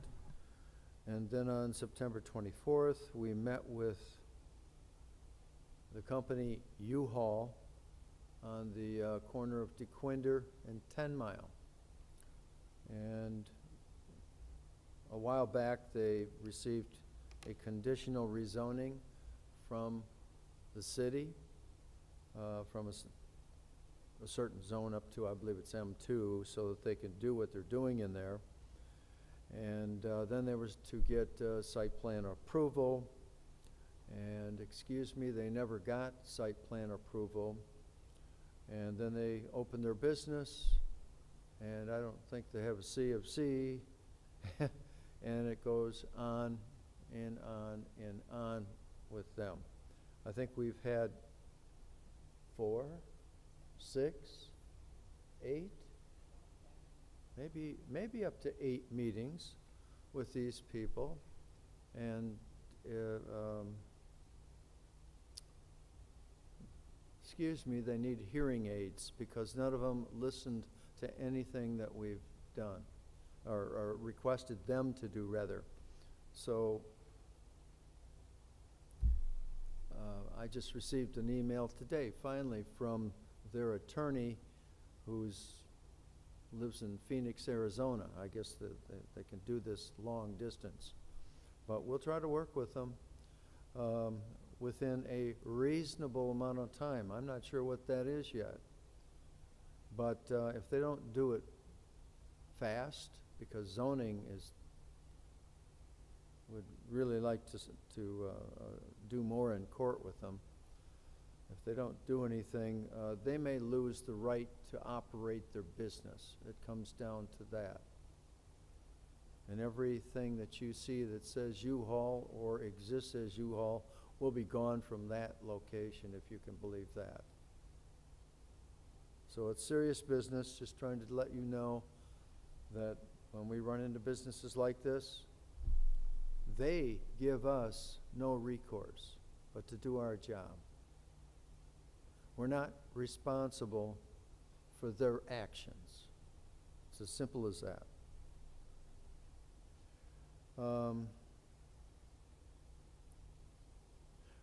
In our office, we ended up having this is on October the 2nd. I call it a historic district meeting with Amanda, Micah, and our sitting attorney here, Laura Sullivan, talked about the Historic District Commission and all the good things that they're trying to do. And, and it's overwhelming. There's a lot of them. And we do the administration and try to help them out in a lot of ways. Ms. Sullivan's done an enormous amount of work for them, including, oh, you wouldn't believe, including the ordinances, the zoning ordinance that was approved and now needs amending. So there's all sorts of things. That's just the small thing right there. So that was on October 12th, and then let me see here.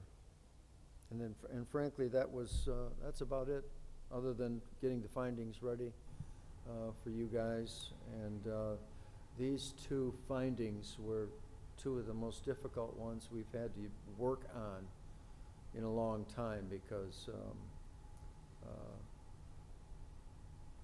a lot of work's been done, but without our approval, and without permits, and without C of C. So I'm glad about the postponement. That was the thing to do. Get the citizens there where they can voice it and come back to us. And we'll meet with them too, by the way. It won't be just their meeting with the public. And Jeff Graham usually calls us, and we'll talk about that one over on Ryan Road. And okay, so it appears that Mr. Holman is going to go to ZBA with 8 variances. And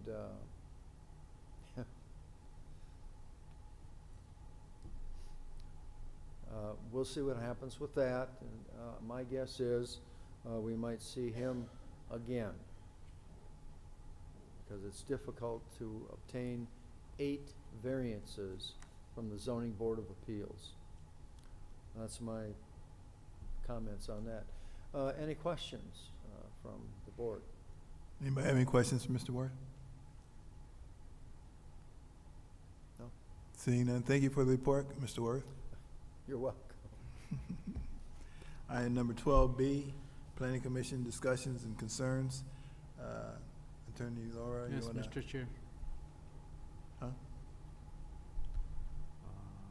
Item 12B. Yes. I would like to do some discussion. Okay, but what I'm saying, Yeah. you gotta ask me. I'm asking, yeah. Okay. Mr. Chairman, okay? Go Can I ahead. speak? Okay. Go ahead. Thank you, Mr. Chairman, to give me an opportunity.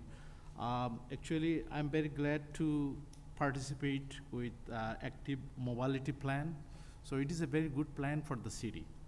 And I'm also, it is my pleasure to participate in steering committee and representing the Planning Commission.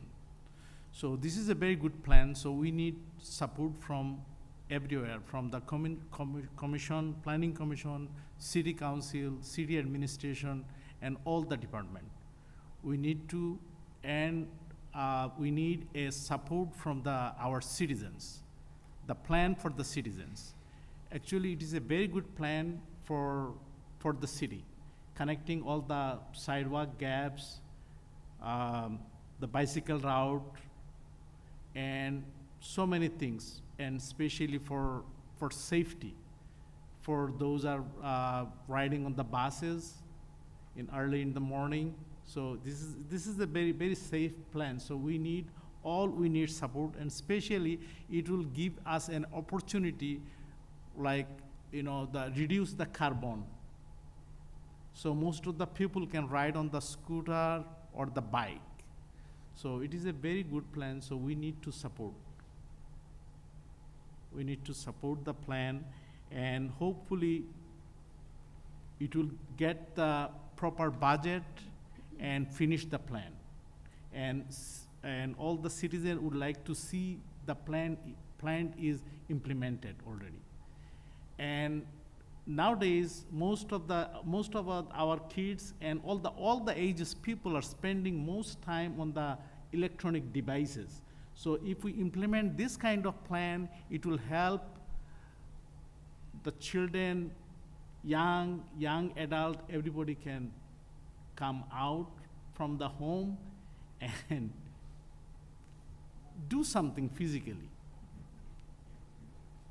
So, thank you for hard work for the planning department to gather all the information, and the plan was presented today. Thank you so much. Thank you, sir, Mr. Hawk. Mr. Anyone Chair. else have anything to say? Mr. Chair, may I have a few comment, please? Okay. And Commissioner Ansar. Okay. I see a letter there, but I was not noticing that this agenda was removed at the first. So one of the residents sent a letter, and it was in agenda. I'm gonna read this letter. Okay. So Jim Gentry, he sent a letter to the Planning Commission. I just wanna read it. The board commissioner was correct in outlining that this is a way to help reduce person tax by not approving the millage. It may not be a preferred method, but it is a method, and he is not wrongfully promoting a lie. I don't know the man, but I don't think there was any motive to refund the public service and make them live within the means of what they were getting and not increase it. I think an apology from the councilman would be for the misrepresentation he is projecting. On your agenda is a proposal from the mayor to purchase 4 electric scooters for the police department, separate from their funding, for 53,000, that's 14,000 each. I'm sure some of that money is for parts and accessories. I own an electric dirt bike that cost just over 3K, and the battery died of natural causes. Having a relatively short lifespan, it cost over 1,000 to replace it. The rule of thumb is that every time you take the bike out, but $20 in a jar to cover the cost of the battery. You will have enough in the jar when it comes time to replace it. I can only hope you can see the stupidity in purchasing these 4 scooters. On another note of police and fire funding, I personally have a hard time with the 2 new fire stations that are built. The ornate facade on each of them, with their intricate stained stonework, cost over 1 million each to make. That's 2 million more in my money for a glorified building that does not put one more fire EMS worker to work, does not increase any of their salaries, and does not go towards equipment they may need. It went for the egos of the fire chief and glorified union to boost their image.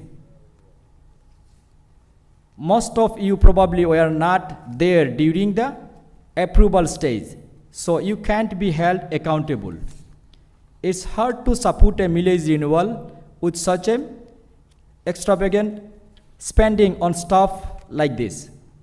The police department and the court need their building done way before these ornate structures should have been built. The city of Westland has just completed a very nice fire station that is laid out with functionally and purchase in mind for the firefighters.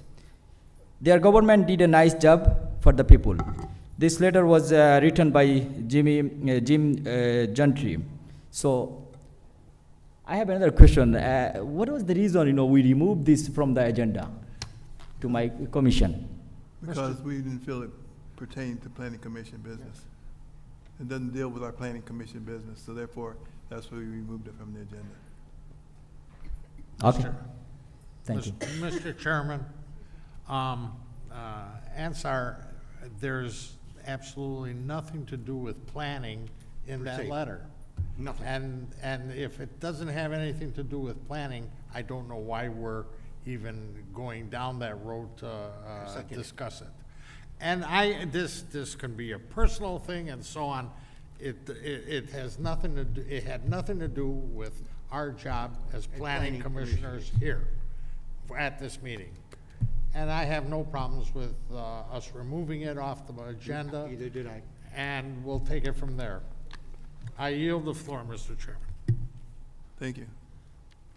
Commission, Laura, Oh, yes. you have something you say? I Commissioner was Holland? just gonna make, is it time to motion to adjourn, or you? Well, not really. Okay. On the one area, discussion regarding motions and additions, deletions, modifications, the planning department. We're gonna have maybe Laura Oh. talk on that a little bit. Oh, I apologize. Motion, I'm sorry. Just discuss, it says discussion of regarding motions, how to do the motions and modifications and who makes the motion and what time the motion's made and stuff like that. I know that was put on there, I guess, to give us a better idea of as far as what we're doing with voting and making decisions. Well, if you'd like, I have prepared some written things I didn't know that you would want me to present on that tonight. Would you like to do that tonight, or? No, Okay, not without prior preparation. okay, very good then. But I will say. Attorney Sullivan, your microphone's not on. Nobody can hear you. Thank you. I said that I have prepared some written documents that address some basic Robert Rules of Order procedures that might help the board with a more orderly process during the meetings. But the most important thing that I think you have the hang of is everything must go through the chair. Right. Okay, but I can send something to the chair soon, and then he can share it with you. All right, thank you. Is that okay? That's fine. Okay. Mr. Chairman, last but not least, I'd like to make a motion that we strike the letter that Commissioner Ansar wrote into the minutes and strike it from the minutes. If you need a motion for that, or however. Yes. You have a motion to strike the letter? Yeah. Support? I support. All in favor? Aye. Aye. Any opposed?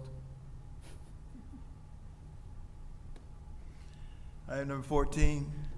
I make a motion that we Motion to adjourn. You got I a second that motion. A motion by Commissioner Duzay, supported by Commissioner Holloway. All in favor? Aye. Any opposed? Have a good evening, everyone.